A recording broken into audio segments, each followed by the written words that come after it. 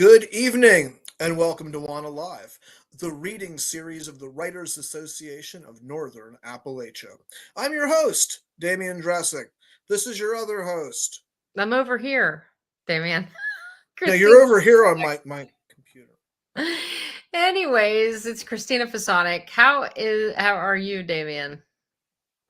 I am about 8 hours away from finishing up grading for the spring semester.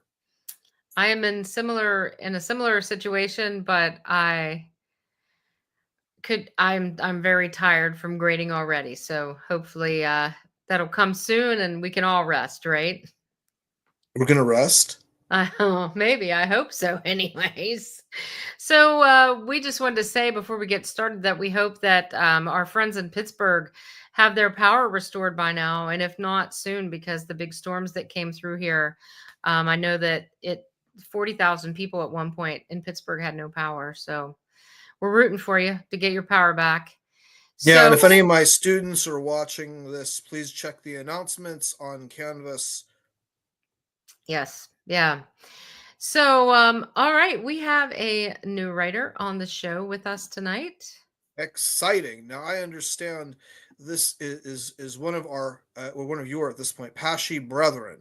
Yes, absolutely. And we have been lucky. We've had a lot of Pashy folks on the show over the years, and tonight we have Marjorie Maddox on the show. She is Professor Emerita of English at Commonwealth University, the assistant editor of Presence, and the WPSU FM Poetry Moment host, which sounds like a really fun show.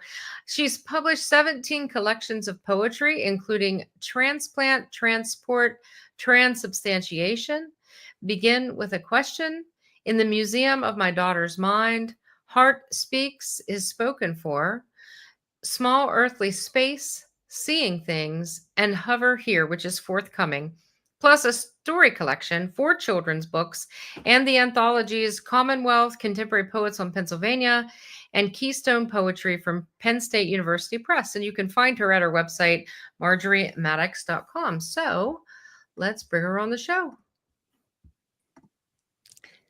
Hello, Christina and Damian. Thank you so much for having me.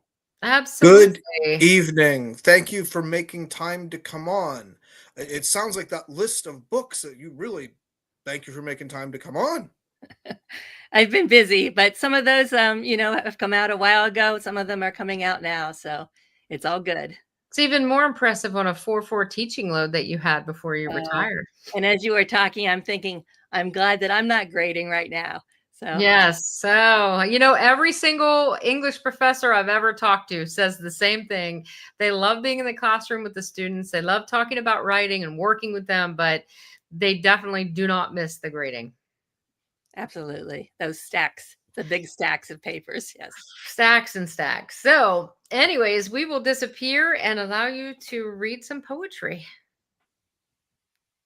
Well, thank you. I wanted to introduce folks today to 3 new books that have just come out.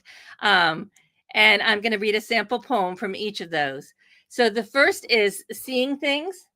And the illustration is on the cover is by my artist daughter. So that was exciting to have her work there. This was actually a very difficult book to write. So it's really about 3 generations of women. The daughter of a mother in the early stages of dementia, the mother of a daughter struggling with depression, and then a woman struggling with her own past. At the same time, it also deals with the very blurry lines between truth and lie, which we're seeing even more of in society today. And then woven throughout the whole series is, throughout the whole book, is a series of odes. So I wanted to start by reading a poem about my mother's early stages of dementia. And this is a sonnet, and it's called Dusk.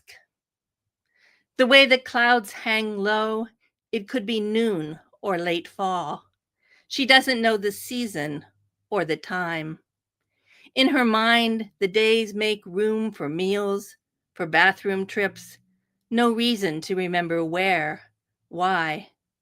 She knows someone will arrive to take her there, will prepare the necessary plans, will know the when of her leaving, the coat she'll need to wear to brace herself from cold.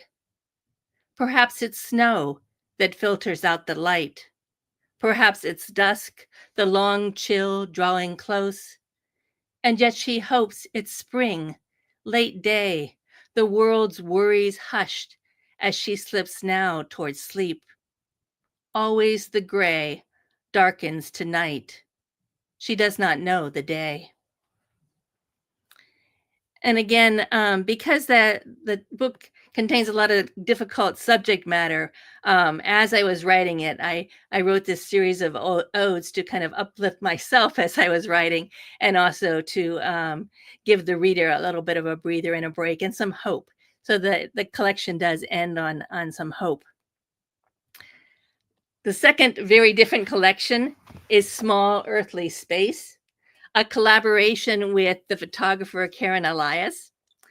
And it's just been wonderful working with Karen. We've done several books together where she sends me photographs and I respond, or I send her a poem and she responds with artwork. And in this book, the focus is really on the environment. And we have a number of series throughout. And one of those series is kind of the journey of a curlew bird, and what appears to chronicle both the human condition and environmental threat.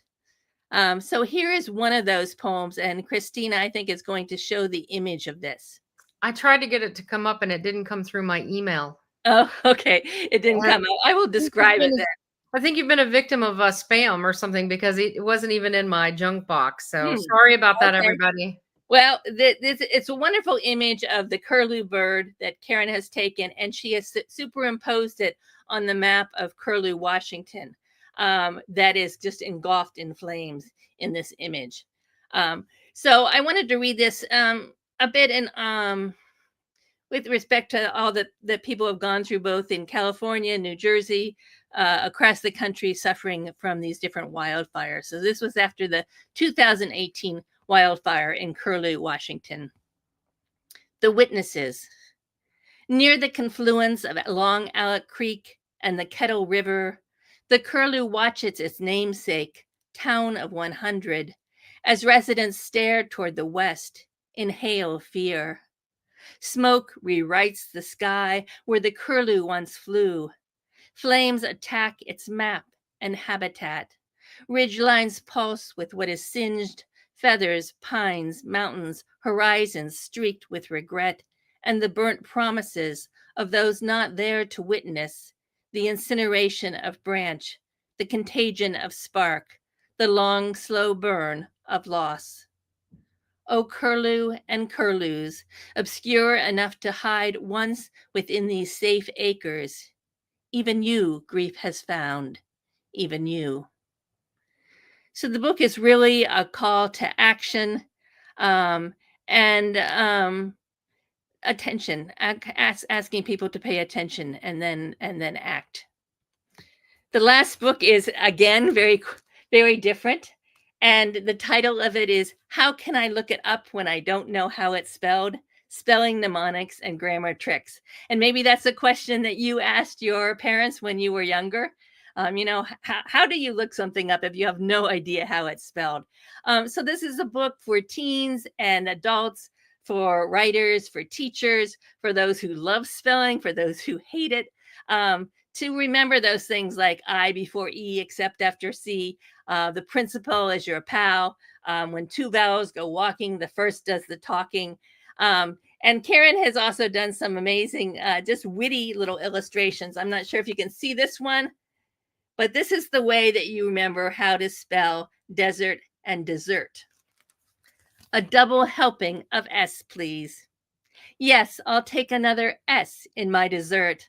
Another slice of strudel, an extra sampling of strawberry shortcake, a smidgen more of spritz, twin pecan tassies, double cheesecake snack squares. No, thank you, please. Not a single desert. That dusty Sahara sandbox where I crave scores of sibilations to satisfy this persistent thirst for all that's sweet and sugary.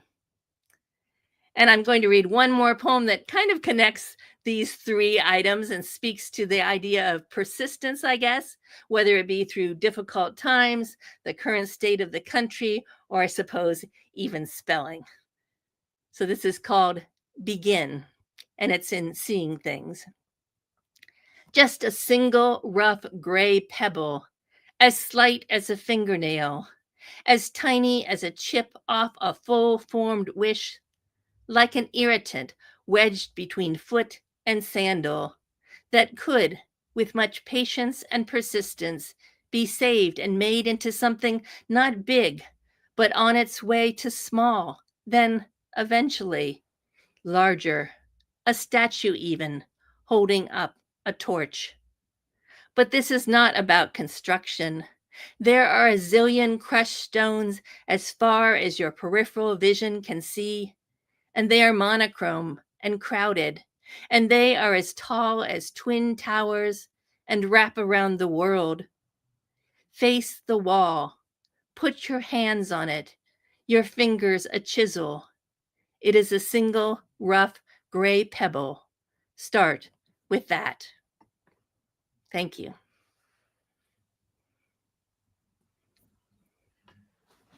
Well, thank you, Marjorie, for reading this. I really, I don't want to say. I guess I feel weird saying that I liked it because I'm not sure that's quite the language that I want to use, but I was I and even enjoyed isn't quite because of what you're talking about, but I felt like you did a great job of inviting me into the world of aging in the first poem.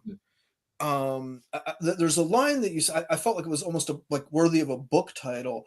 The long chill drawing close. It felt like that sort of cast a shadow over the. It was both both penumbra and distillation at the same time of the work that you were trying to do there. I spent several years working in a home for the elderly when I was writing my master's thesis. I really feel like you captured that kind of universe, the rhythms of that universe very well. Thank you. Yeah, I really enjoyed that poem too, and felt the same way that I was invited into this place that I think that people fear aging so much, and that they avoid talking about it or thinking about it. Like it's contagious or something, but it's this natural part of life when life goes on. And I think, listening to you talk about how she was just drifting off to sleep, maybe, I don't know, that feel like it's less scary for people who feel that it is or something. So I really enjoyed that and the imagery. And I loved in the last poem when you said as far as you can see peripherally, as far as your peripheral sight can see.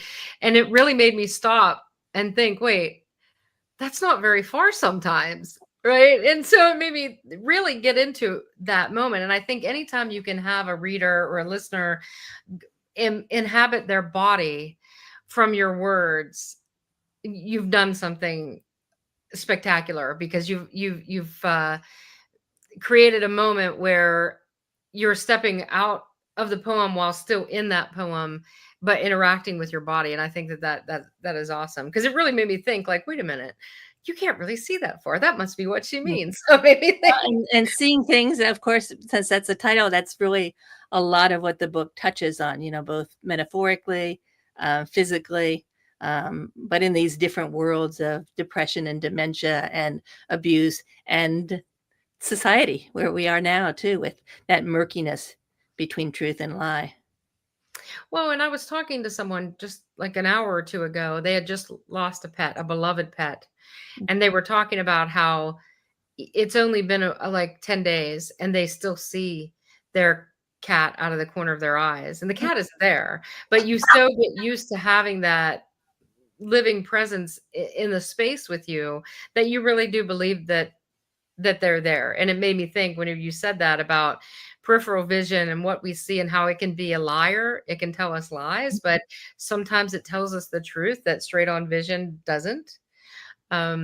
So yeah, I really enjoyed that. And I also love the how do I look up a word if I don't know how to spell it? Because it reminded me, I have a friend who cannot spell at all.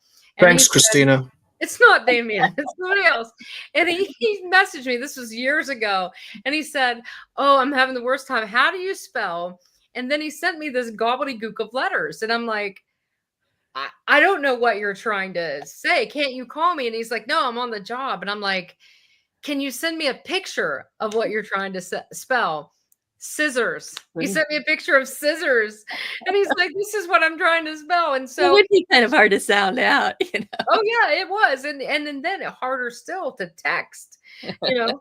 So today, in this moment, we might not have so much trouble because you could go, "Hey Alexa, how do I Right. spell scissors?" And she'd tell you. But in that moment, we were both struggling with the language because I had no idea what he was trying to spell, and he couldn't even give me the clues. Like, does it start with a Z?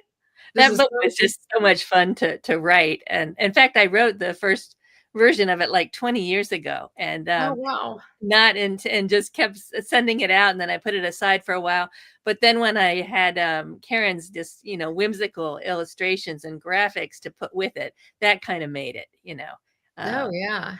so I yeah, you love the just have to be language. persistent. I love language and playing with words, and I could tell that you really enjoy that too. I do, and I love series of poems. Once you get started, you don't have a blank page anymore. There's always more spelling words and more mnemonics to look up, and I've done that with other things too, and it kind of helps keep you going. And it's nice to offset some of the more serious, work you're Mhm. doing as well. So Yeah, so for sure. And I think, even when we are doing serious work, we're still playing with words, we're playing with the language, and it astonishes me sometimes. And I know this is true for all writers, that sometimes you're right in the middle of writing something and you surprise yourself oh with yes, yeah, it's all about discovery, isn't it? It, yes. it wouldn't be so much fun if you didn't surprise yourself, and Yeah, if just you listening to knew your thoughts. exactly, if you knew the beginning, the middle, and the end, and exactly how it fit together, why bother? Yeah. Right, what would be Exactly. the It'd be point? kind of boring, but It would be for sure. it's anything but. So Now, Yes. so the newest book you've got is just coming out, and tell us a little bit about that. the hover here, Yes. That's the one uh, that's on. It's sorry, that's I'm knocking my forthcoming. desk Yeah, around. hover here is coming out from Broadstone Books, late 2025, maybe early 2026. Okay, And that also has a lot of poems that I wrote while I was at a residency in Maine, Monson Arts. So a lot of poems to do with nature, but also a series of poems in the middle that I interviewed an emergency room doctor in New York City who had got COVID himself during COVID. Oh, So I have that interview poem in there. I have poems about the Traveling Holocaust Museum. So kind of different perspectives on the world and kind of hot topics. Well, not hot topics, but important topics, I guess. Then kind of sandwiched in between some of the nature poems. very cool. So well, and it I think mimics in a way how some of us deal with the reality of those mhm. difficult subjects, that we find peace or at least relief in nature. So that's cool. By the way, we did have a comment. Karen Wyant said, "Beautiful and haunting poems. Can't wait to read your new books." Thanks, So Karen. yeah, thanks for tuning in, Karen. Karen is a regular viewer of the show, and we appreciate that very much. So, well, thank you, Marjorie, and I'm glad that you're not going off to grade papers like we are, and you deserve it. I am not jealous. But No, if you're not doing anything, in the next No, no, couple that's hours. okay. I'll leave you to it. no, we could send zip file a stack of them. All right. So thank you for making time to come on. Yes, thank you very much for having me. I appreciate it. Yeah. Christina, we have an announcement, do we not? Yes, we do. So next week, join us for our slightly late 5th anniversary of WANA Live with our special guest, The and one, the Pancake. only, yes, Ann Pancake from And Arthurdale, oh, West Virginia. She will be joining us to read. We're very excited about this. Yes, we are very much excited about it. And so she will be on with us next week at 8 p.m. And we're excited to hear what new stuff she might have to read for us. So, And we promise we did not order up this weather just to. just to have Anne say, well, as strange as this weather has been. Yeah. We didn't do that. Nope, that wasn't us.